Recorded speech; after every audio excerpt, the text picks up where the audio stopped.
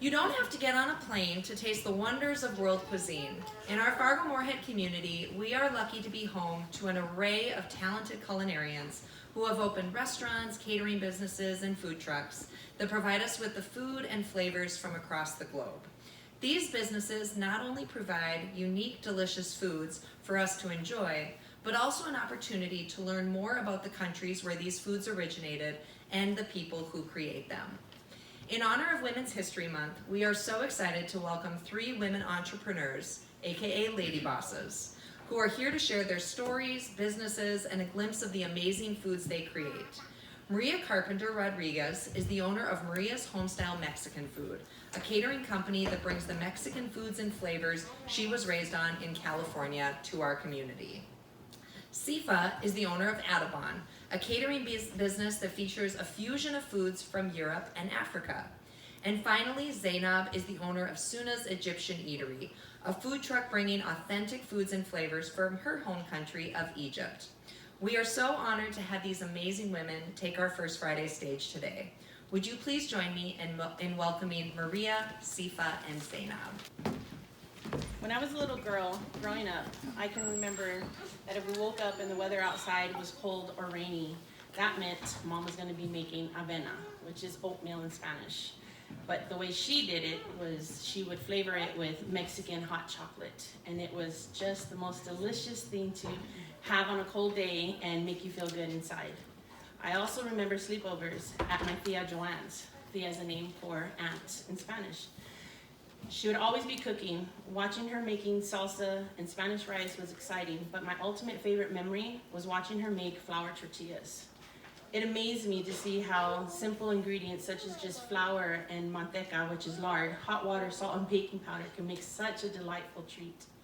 Hearing the rolling pin hit against the table, oh my goodness, used to put excitement inside of me, and it always just let me know that I was only a few minutes away from receiving the most warmest, softest, freshest flour tortilla with just a little bit of butter on it. Oh, it was just so delightful. Sorry.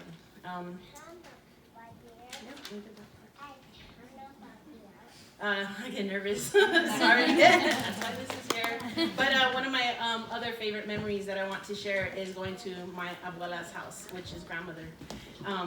She always also made fresh salsa and tortillas and many other things, but my favorite of hers is a Mexican soup called albondigas. It's a Mexican meatball with vegetables. And as a little child, I would just be right there watching her, where she was not that much taller than me at the time, and now I'm taller than her. But she had these, to me, beautiful, tiny little slender hands. Oh, love her so much. But anyways, I used to just watch her, and just the way she would just hold the vegetables and cut them, or making the meatballs and rolling them and just bring it all together, and seeing how she would just use the tips of her fingers for her measurements, or the palm of her little hand, and just toss things in there and bring it all together, and know that all of her little techniques were just gonna make such a delicious soup for us to enjoy. There are other few women in my life that inspired me through traditional ways and styles of cooking to be just as good as they are, or for some were. I find great value and pride in keeping our culture's traditions, lifestyles, family values, and style of cooking alive. It is important to me that the old ways not be forgotten, for that keeps those that have passed with us. A reminder of them, a reason to speak of them, and cooking allows for conversations of past and present to intertwine together. It allows for new generations to have a foundation and even creativity, allowing them to combine the old ways and new ways. I'm a mother of 6 children, grandmother of 4, and 5th on the way. In 2007, I was fresh out of a divorce and looking for a new start, a safe place to finish raising my children, and we landed in Fargo, North Dakota. I met a man who happens to be from California as well, while being here in Fargo, and we've been together the entire amount of years that we lived here, going on about 12 years now. A combination of wanting to impress him and all of us missing the flavors that we were used to growing up eating, and from whether it be at home or from the local taquerias, inspired me to want to dive in and learn more about how to cook these great foods. So as I learned to cook these foods, I realized how important it was for me to learn so that I can teach my children. We began to also bring in more of our Mexican holiday traditions into our home. More so since we are now and are living in an area that my children wouldn't be as exposed to our culture as they would have been back in California. So we began new conversations with my mother, my abuela, as well as diving into my memory bank of trying to remember, how did so-and-so used to make that one delicious dish? I happened to share some of these foods at work potlucks and with friends at cookout. Before I knew it, I was being asked to cook these foods for their next gatherings and so forth. And in 2012, I was diagnosed with kidney cancer, but I was blessed. It was contained. I did not have to have any kind of major treatment going on, but I had a lot of downtime and recovery. And I happened to have a new granddaughter that I started to help with the care of. And I kind of started cooking more and more. These recipes, started diving into the history of them, asking my grandmother more questions of what she remembered from growing up in Guadalajara, Mexico. And it made us bond over recipes and learning techniques. And sorry, I get emotional when I talk to her because she lives in California and I just miss her all the time. And so in 2017, after having so many times of just cooking foods for so many different people, always asking me, willing to pay me, I said, maybe I can really turn this into like some kind of business. And that's what I did. So in 2017, I took the plunge and I turned my hobby into official catering business. And with a great deal of gratitude, appreciation, I am humbled to say that Casey Still from Square One Kitchen Rentals in Fargo, maybe unknowingly to her, has become my mentor, my confidant and friend, thanks to her guidance, support, encouragement, belief in me, as well as keeping me on track at times, along with being introduced to the community by the Red River Farmers Market, the constant encouragement of fellow boss ladies, the list too long to go through, the continuing true support, following, and loyalty I receive from all my people here in Fargo and Moorhead area. Calling them customers just doesn't justify. I have a great group of people that just truly support me, encourage me, give me lots of advice, as well as to my Thea Joanne, my wonderful fiance Frankie, my BFFs, my children, my nieces, the list goes on and on. But thanks to all of them, their long hours, their support, their encouragement, Maria's HomeStyle Mexican Food is now 3 years strong and continually growing. So thank you very much for having me and sharing.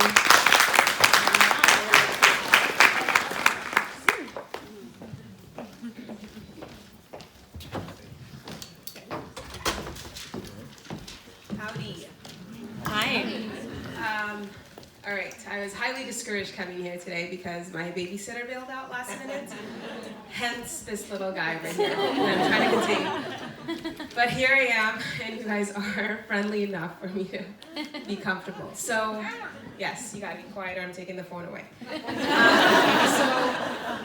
I am Zainab Abdallah, or if you want to learn the Arabic version, it's Zainab Abdallah. I am the owner of Suna's Egyptian Eatery, and I don't feel like I should just say I'm the owner because I have siblings and they are also a part of it, a huge part of it actually. I'm from Egypt. I've lived here in the States for the last 16, maybe 17 years, I can't really remember, but I'm nervous. I started Suna's because, well, if you don't know Suna's, Suna's is an Egyptian food truck here in Fargo-Moorhead. And we started it, my family and I started it last summer, early summer actually. And the feedback has been nothing but tremendous, thanks to everyone here actually. We debuted our food truck in the first Fridays, or Food Truck Fridays, I should say. And we signed up for the Red River Market, and we got accepted in the application process. And FYI, the Red River Market is probably like the best place that you guys can go to in the summertime for just a good time, food and good veggies and good stuff. But Suna's was started because my mother, Suna, she goes by Suna, passed away from cancer, unfortunately, a couple of years ago. So this was kind of like a tribute to her because she loved food and she taught us to love food, and some of us loved it a little too much sometimes. But so we just started it because we wanted something to keep her memory alive, and that worked out really perfectly because most of the recipes from the food truck are actually hers. And of course, I spiced them up a little bit. Success for me is not by the amount of income that I've made with the food truck. Success for me was measured by the relationships that I've built with the people. I'm an introvert, so if none of you saw me on the food truck, that's because I'm slaving with the stove. And I prefer it that way. I prefer not to be the service aspect of the food truck. My sisters were really good at that. But I've come out of my shell a long ways with the food truck. I've met and established some amazing friendships, and I'm really grateful for them, and some amazing connections. Thank you, Ladybosses, by the way. I absolutely am like a diehard fan. And Red River Market, thank you, I'm a diehard fan. And although Suna's is having troubles starting up again this year due to me being divorced, actually. I just got a divorce. And it's okay, I'm all right with it, but there are some things that I have to iron out, and I'm not sure if it's gonna happen again, but I know if it does happen again, I know there's still a tremendous amount of support, and for that I'm grateful. I was actually telling Annie that I was nervous about saying that Suna's might not start up again because I was scared people would have pitchforks because I had so many requests for the food truck already, and I'm just like hiding behind my messenger. I'm like, oh my gosh, should I tell them? I'm nervous. I'm a woman and I just started this, and how bad would it look if I took days off because of my personal problems? But it's okay. I'm okay. It's all right to take days off because of your personal problems. Support is all around. I think I have 1 minute left, so what else should I do? I work at Blackbird currently, which is another amazing local wood-fired pizza place downtown, 2nd Avenue. Okay. The owner there is amazing. I love working there, so if you guys want to just come check out my curly hair, I'm there flipping pizza, and other amazing foods. FYI, I just can't say enough that he's an amazing man. The owner, Casey, he just makes it such a welcoming environment, and that's another local place that you guys should check out because everything is made from scratch. I mean, I kid you not, this man really puts in a lot of work into what he makes. And I see all the culinary students there, so probably ask him for a job because it's a really good place to start. Because I'm happy I'm there, I love what I do there, and I'm grateful that I'm there. So yeah, and Sifa is next.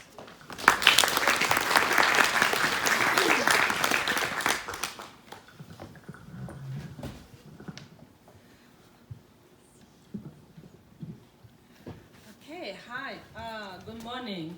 Can you hear me there? Yes. Thank you.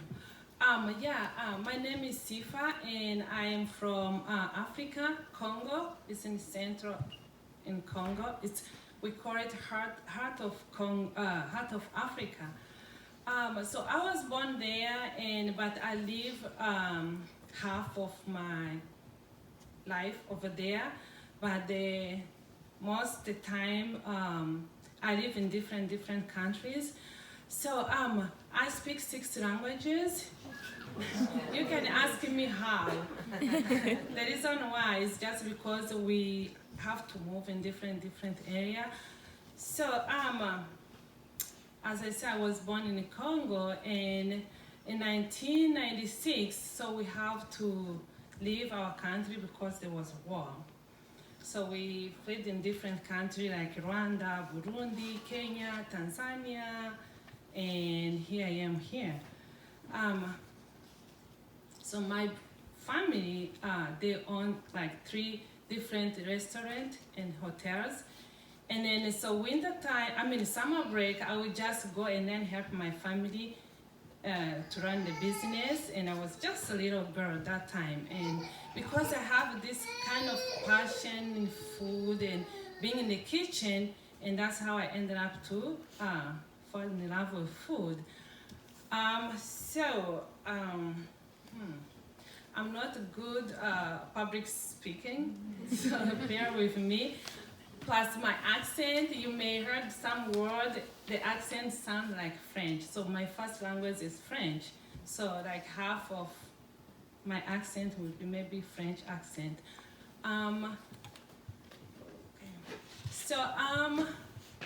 I have 4 boys, and all were born here, which I'm so proud of them, and they help me, they encourage me to do this.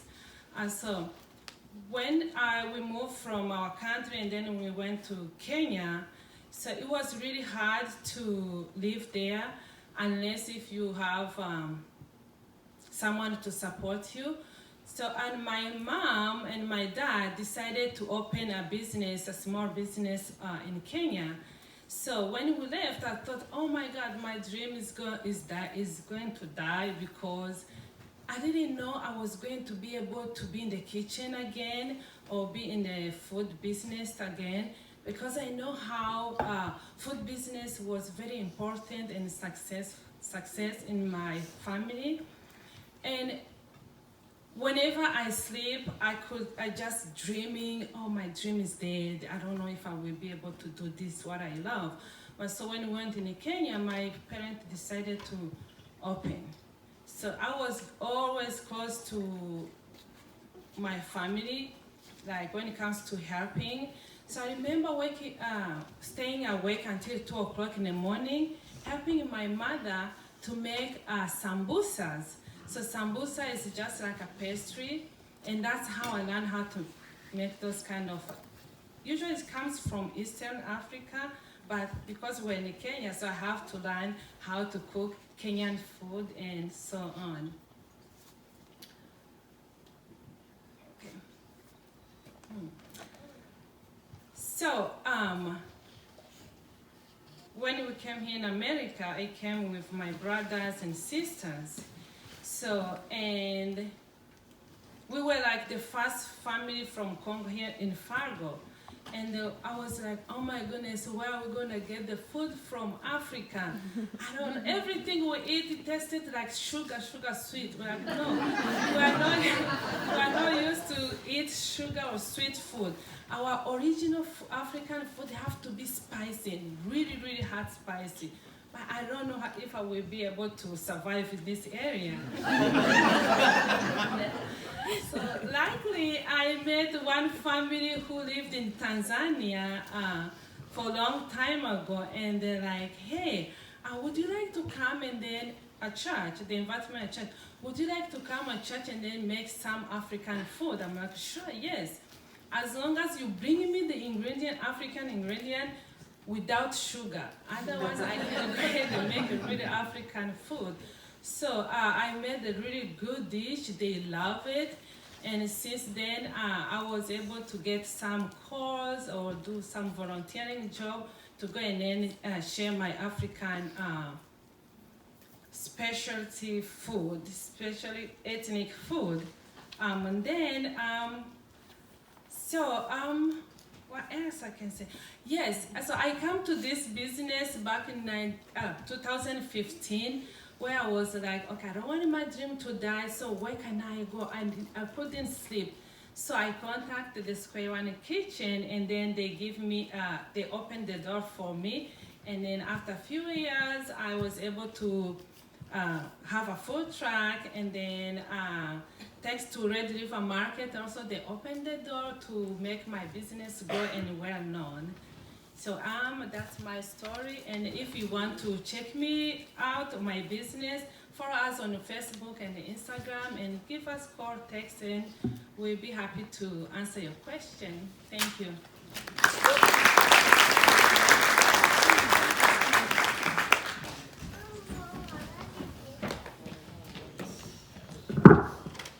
All right. Thank you all for those wonderful stories and presentations. I think you you all said that you were nervous, and some might have said that you didn't think that you were good public speakers, but I think that you all were authentic and real and appreciated your vulnerability and telling us about your family. So can we give them another quick round of applause?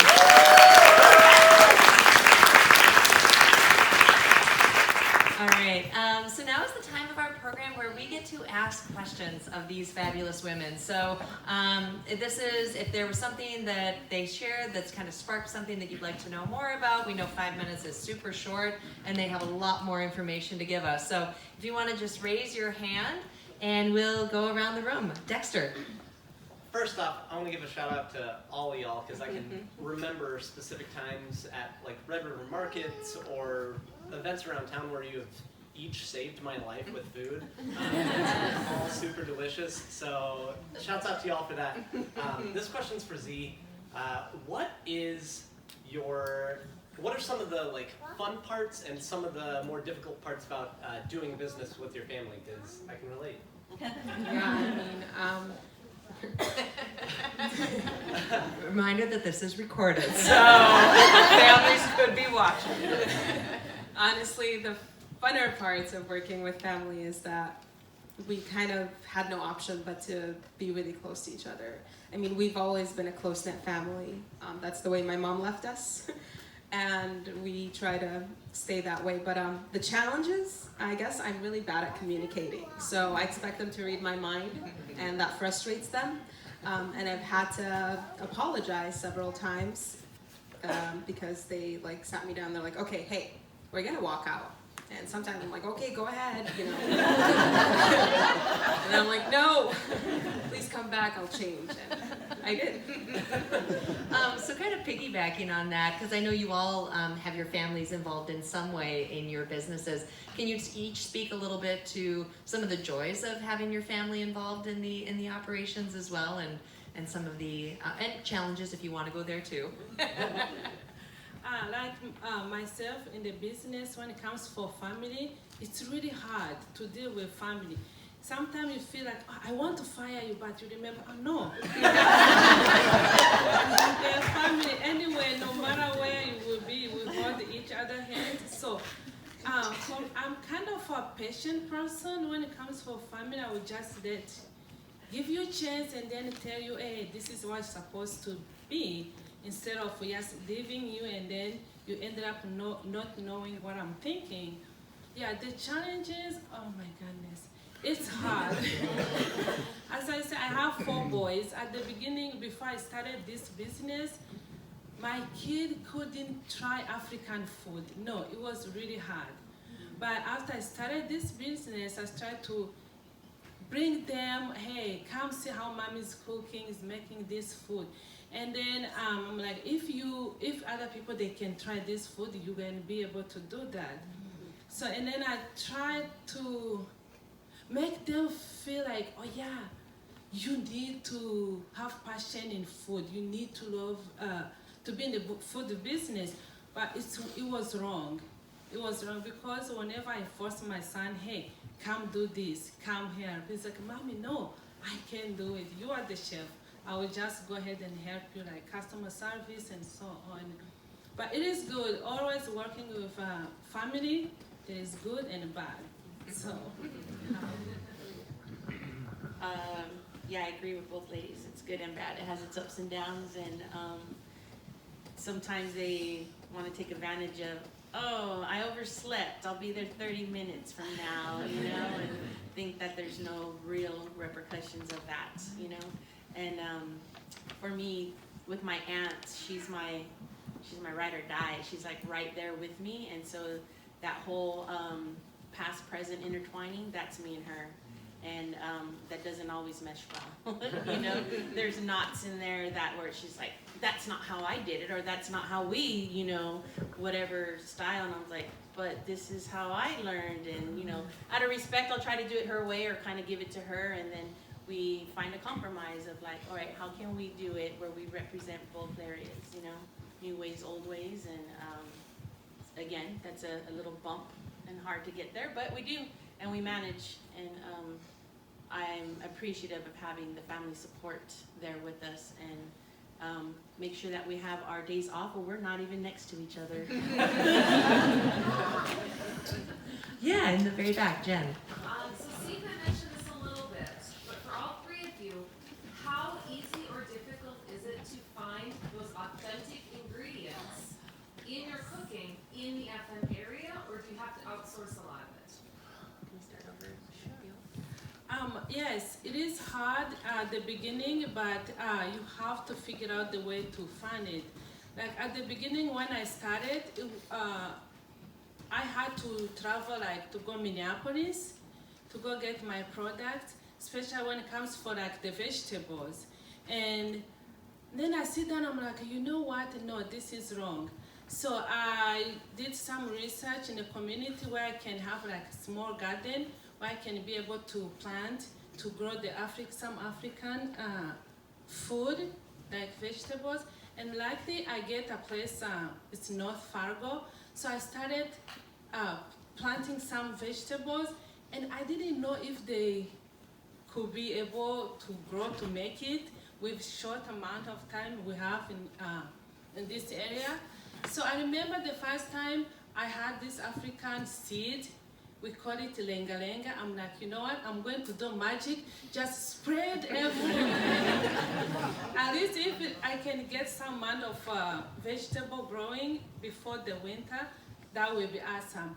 In 1 month I went there, it was like a bush over there. I'm like, whoa, so I can grow more vegetables. So I started from the small garden in the community. So and then, but the other product, of course, like my ingredients, sometimes I do use like local and then like international. When I get those ones, usually I have to go to Canada if I want those like French, African ingredient. So, but in area, thanks to God, we have now some market, international market, where we can be able to go and buy the product. Yeah, ingredients are difficult here. But not to say like the FM Asian market right next to McDonald's, or what used to be McDonald's, is an amazing place for me to get most of my ingredients. But I've had to travel to Minneapolis, unfortunately, a lot to buy like bulk items because some of them are really hard to find over here. I've also had to special orders some items from like Amazon and online stores, that because some of the things that we make in the food truck, they're very difficult to find here, and we always look for the best quality. And yes, sometimes we've lost profit doing that, but this is always the way it's going to be with our food truck, and this is how we always wanted it to be. Can you describe some of those items that you looked for? So split fava beans is what we make our falafel with. I don't know if you've tried Suna's, but it's the only, Egypt is the best at making falafel. Not to be biased, but we only use split fava beans to make those falafel, and that's what gives it like a really pungent flavor versus like the garbanzo beans that everybody uses. And that's very difficult to find. Not only is it difficult to find, it's very expensive if you don't buy it in bulk. So when I was married and my husband was with me, I bulk ordered it. And I kid you guys not, it was like a barrel my size. And I paid a hefty price for it, and he's like, and I'm like, you know what, bear with me. And it was gone, it was gone with half the season. So that's one of the things here.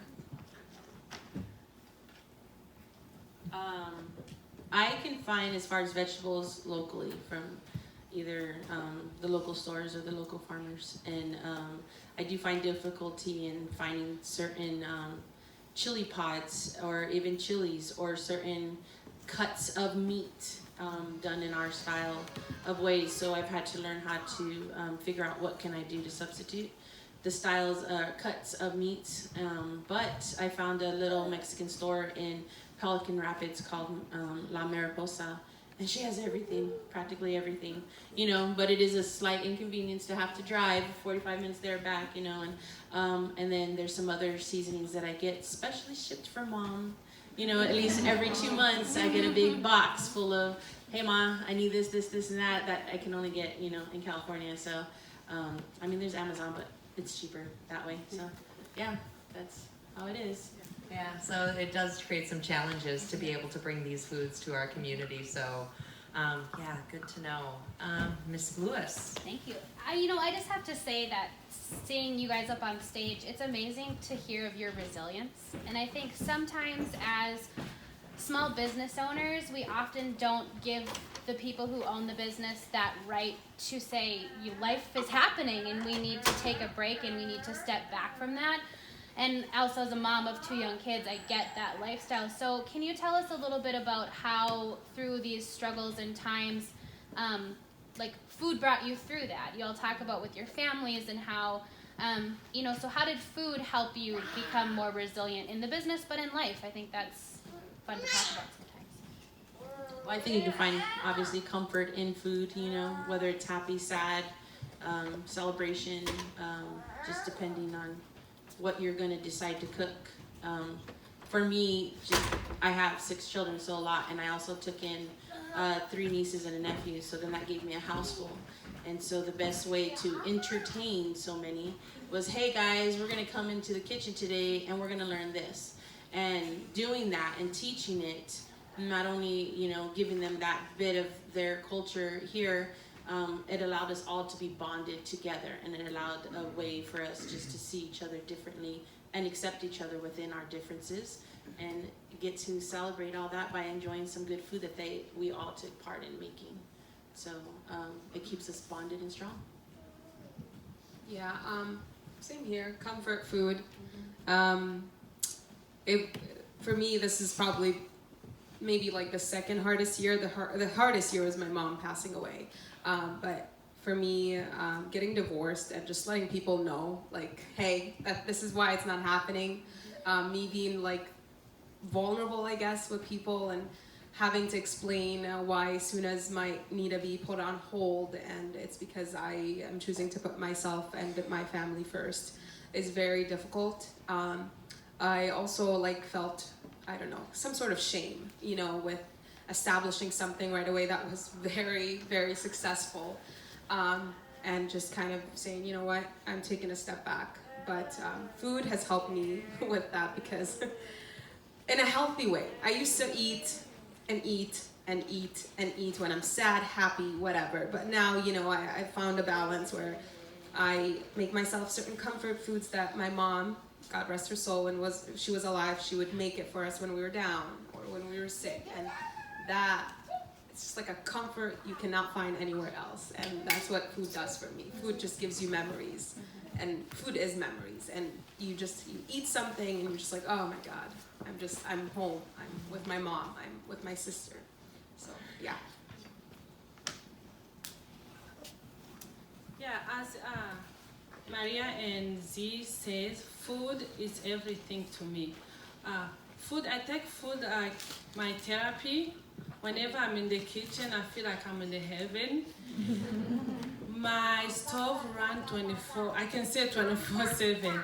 Even if I have some left over my fridge, even if I have some, I can order food, but I find myself in front of my stove cooking. Why? I don't know. It's just because I love it. So my sister usually say, hey, there is some cure of some addiction, but this addiction, there is nothing can help to get off the love of food. So the food brings connection, especially in our area. They say, in this area we have almost 6 months winter season. So if I don't go outside and then share with my friend and family food, there is no other thing I can do. So that's why I try to find the people, especially I am very close to immigrant women, refugee immigrant women. So where I go and then, hey, let's do this thing. Let's make different food from each country. So bring together, share, and then that's how we connect. And that's how we know each other, and we hear the story, the struggles, what's going on in our community when it comes for women in the business. So I do dream food I do talk food every time. I wish food also is like a medicine to me, so I can be able to share with those who are struggling. I'm not like, hey, I'm going to push you, eat. No. But try at least different food from different area, so you will see how it will bring your connection with other people. Thank you.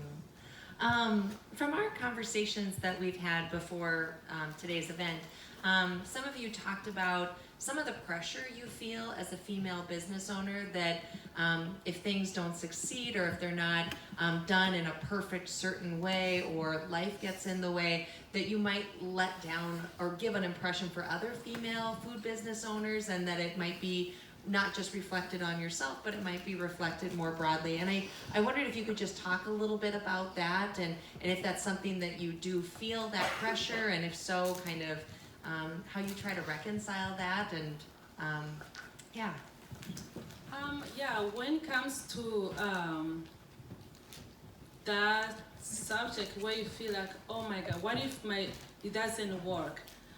What if I disappointed people? I think in any business, what I learned is like in any business, just try to train your brain. Everything is gonna be okay. Don't rely on a negative. Yes, there is a time where you may fail, but try. What I tell myself, I'm like, hey, Sifa, you can do it. You can do it. Don't let the failure comes first.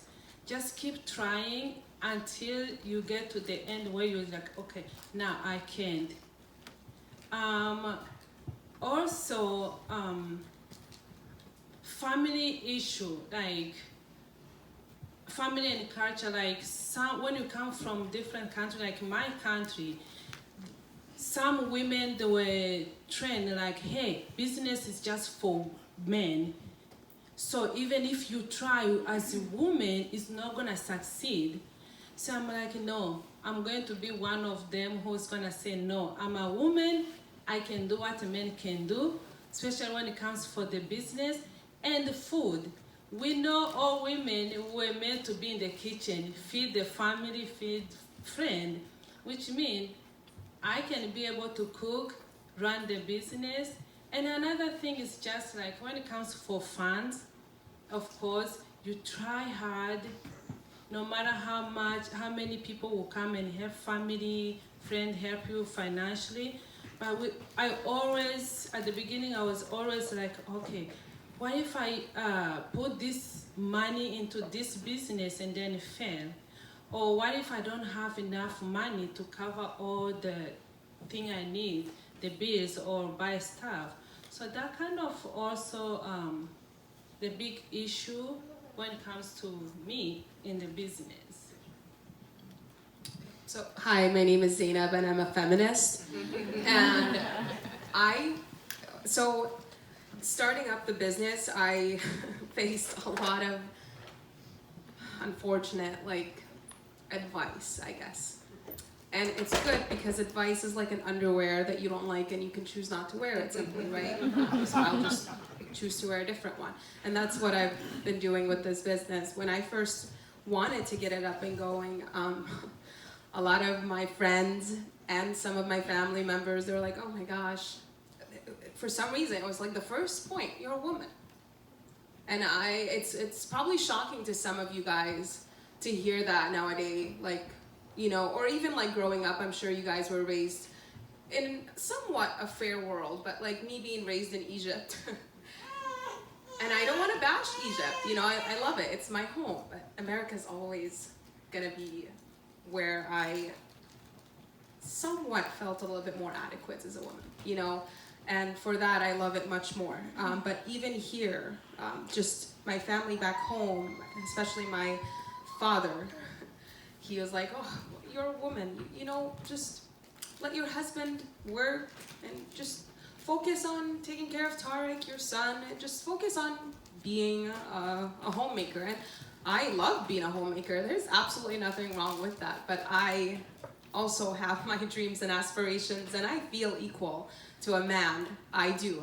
And I not only want equality for women, I want equity for women. And I want I had difficulties with this because of that. And there's no one that's harder on themselves than someone who strives to be a feminist. Because let's say you have something that goes sideways and you're just like, oh my God, I've proved all of these people wrong and I've started it and it was running and it was great. And now I'm just gonna have to basically eat crap. And that's a bad mentality, right? Because I'm not eating crap. I'm going through something in life and I should be less hard on myself for it. But the voices in the back of my head are like, oh, this is shameful, this is wrong, you shouldn't stop this, you should keep going no matter what. Well, it's just not worth it if I keep going no matter what, because there are other more important things in my life at this moment that require my attention. In our family, and even similar, where it's, or in our culture, I should say, the women were just the homemakers, they're the providers at home and the caring of the family, the food, the cooking, the laundry, all those things. And our women were strong in different areas, but they were never mentally strong enough to say, I can do more. I can be more than just being mom. And if they got jobs, that's all they were allowed to do, was just to have a job. They didn't build careers or aspire to do something that gave them self-gratitude and financially wise, I should say. But when I decided to do this, that's kind of how I was looked at, even by my own children. But you're a mom. You're gonna do what? You can't. You're a mom. You're supposed to be here for us. And so it was kind of hard to come up with that. I have the most amazing man by my side. Frank Osos is just amazing. He has brought me to be able to believe in myself, see past stigmas, family tribulations, hardships, all of it, and say, no, you can do this. You're worth this. And I know the passion that's just in there waiting to bust out, and he encourages it, and it has helped allow me to be that way, and that's what I want. So when I talk to my other family members that are females, even my aunt, she's astonished by, like, I would have never thought to have done this myself. And yet she's in there with me, and I remind her, but yet you are. Look at you. You still did this. You didn't do it in your prime years, but you're doing it with me.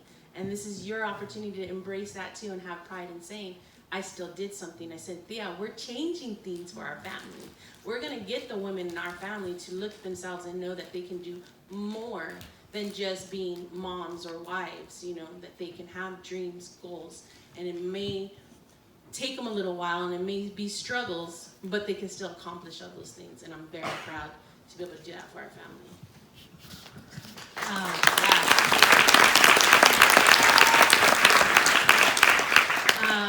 So I'm going to ask a quick question for all the culinary students in our audience, because I'm guessing they're here to want to know a little bit about the foods that you make. So could each of you just briefly describe one of your signature dishes and some of the ingredients and flavors that go into that? For me, my number one item is tamales. Everybody wants them all the time. I guess we have some fans in the audience. And I love making them, and some of the ingredients are, wow. It's how you do it. It's how your technique is. Are you going to flavor your masa? You're not going to flavor it. You're going to flavor your meat or your filling and what it is. My thing to tell everybody, especially now that I'm teaching classes and how to make them, is that you got to have your masa match your filling. You can't have one without flavoring, because some areas they don't flavor very well in the masa. They choose which one is going to have the flavor. Me, I love to do both, and so I put in the extra technique and time of getting my chili pods, roasting them, rehydrating them into my I can't tell you, but yeah, but I don't mind putting in the work, but there's extra work, and sometimes it's so worth it. Not sometimes, all the time. It says, oh, it's gonna take me 3 hours, 4 hours. How about a mole sauce that takes 8 hours, huh? Do it, because the outcome and the ending is just fantastic and fabulous. Yeah, no, never skimp out on the recipes. That's probably what differentiates good food from mediocre, I guess. My kufta kebab, or as most people at the most people at the Red River Market would say kafta, which is okay, don't change it, I like it. But that's probably my #1 seller, and nobody likes to be around me when I'm making kofta in my family, because I'm in the food truck making it, and stuff is flying everywhere. There's parsley, there's cilantro, there's onions, and you grind that stuff and you chop, and I'm just like a mad hatter when I'm making kofta, because you also, like, one of the techniques to my kofta is like the fact that you have to pound it and punch it. So I'm just there with a big bowl of meat and herbs and spices, and I'm just going crazy, and people, my family in general, they're looking at me, they're like, my sisters, they try to make it for me one day, and basically, like, they almost quit. So if I make kofta for you, really appreciate it, because it's really extensive. My best seller, I can say, through this business, it's sambusa.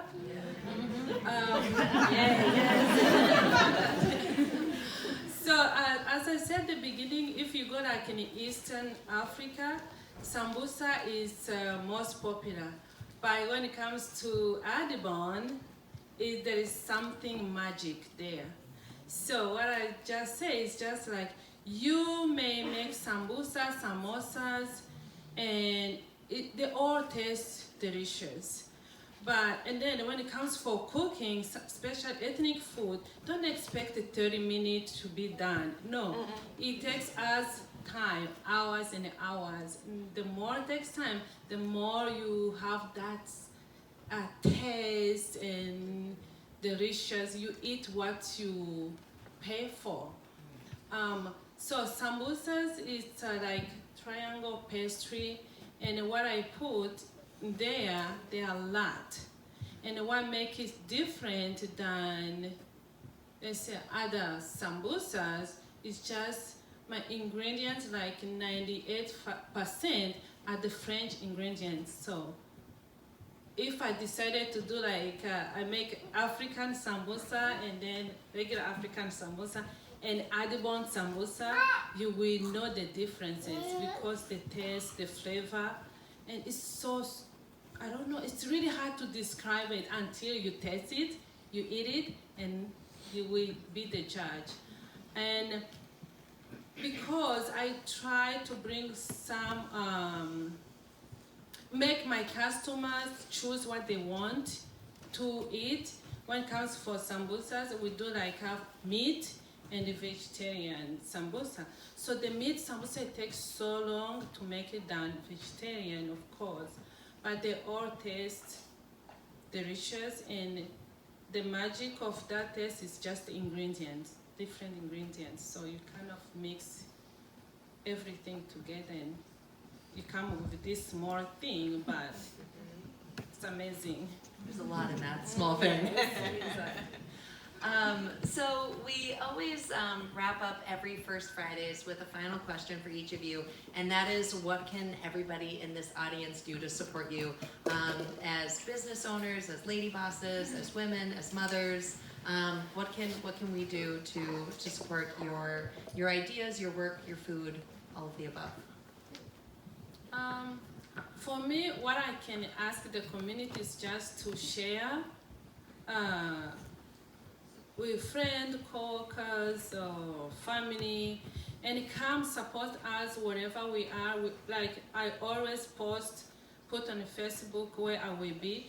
And by the way, I don't do this business full-time, it's just part-time, and that's only weekend, Saturday, and maybe Sunday because I do have my other job. So, but whenever you're ready to go ahead and call, make an order, just give me like 48 hours, and then I know how I will bring your food by your door.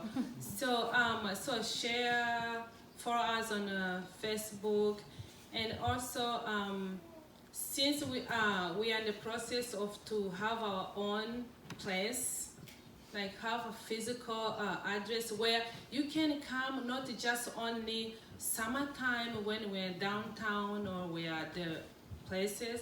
So we will be able to offer everyday ethnic and tasty food. So we are looking for a place. It is hard in Fargo to find a location, a good location, which is on your budget. So we are trying to find a place, and we are not ready to start with a huge restaurant, just a small place to start. And and that place, we want people to come, to have a place where they can come, learn about cultures, people from different area, and share your culture too. To make you feel like you are traveling, but you are not spending money to fly.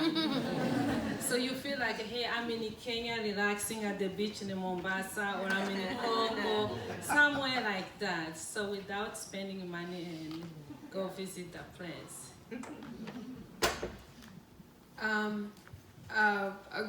Could you repeat the question? I just want Just what we can do to support you, Yeah. and if it's from the food truck perspective, or just in any other perspective, as a woman, as a lady boss, as just a human on this planet. yeah, no kidding.